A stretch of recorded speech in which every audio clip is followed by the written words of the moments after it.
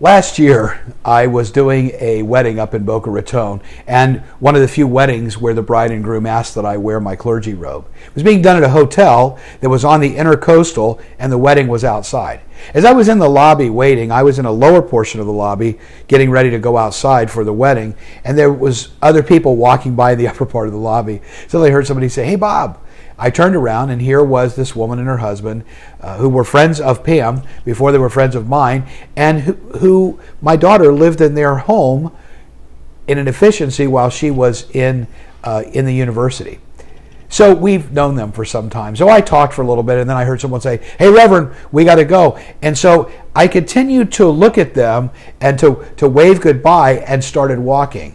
Well, what I didn't see, because I was distracted by them and not watching where I was going, I literally tripped over a small little coffee-type table that was in front of me.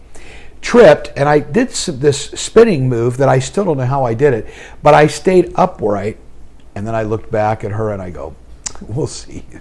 We'll see you soon." Well, I did just see her within the last couple of months because she attended my daughter's bridal shower. And she said, "Gee, Bob, the last time I saw you, you were tripping over a table in your clergy robe getting ready to do a wedding." I go, "Great, I'm never going to live that down."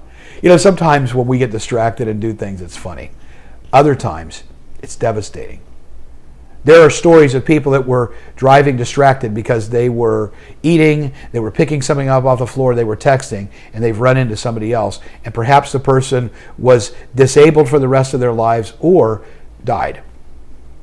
We've heard these weird stories of people leaving kids in the back of the car and forgetting about them. Or we've heard of preschools who have closed down and left a child in the preschool after they closed and forgot about them. Why? Because we are more distracted than ever. But here's the thing. We're distracted by so much of what has happened in our life and so much of where we've been rather than where we are going.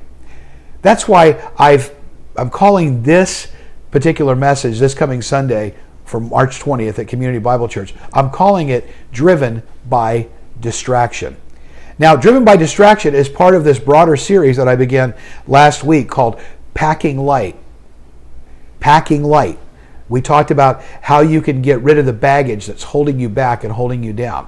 Distraction is one of those things that we use to keep the baggage heavy, to keep packing more and more things in. Distraction has caused so many issues for us in our lives, and we are driven by it today. And that distraction is destroying our churches. It's destroying our relationship with God. It's hurting our relationships with our loved ones because we are so distracted. So how do we live? How are we driven by something different than distraction? That's what we're going to talk about this coming Sunday. As a matter of fact, there's a story in the life of Jesus with two of his friends, two particular people. And one, Jesus has to show this person why they are driven by distraction and what they need to do about it. And we're going to talk about that this coming Sunday at Community Bible Church. So if you've been living distracted, if you feel like you're multitasking and you've got so much going on and you're never able to turn your brain off, I guarantee you this message is for you. We continue the series, Packing Light, letting go of the things that hold you back. This Sunday we talk about being driven by distraction and how we can stop it. We'll see you this Sunday at Community Bible Church, 9:45 and 11 a.m. Eastern Standard Time. Our two in-person services were located 1 mile west of I-95, 1 mile east of 441 at the corner of Griffin Road and Southwest 30th Avenue. Also, you can join us online for our 11 o'clock a.m. Eastern Standard Time service, and you can participate there. But one way or another, I hope we'll see you this coming Sunday. By the way, don't get distracted by other things and join us. We'll see you soon.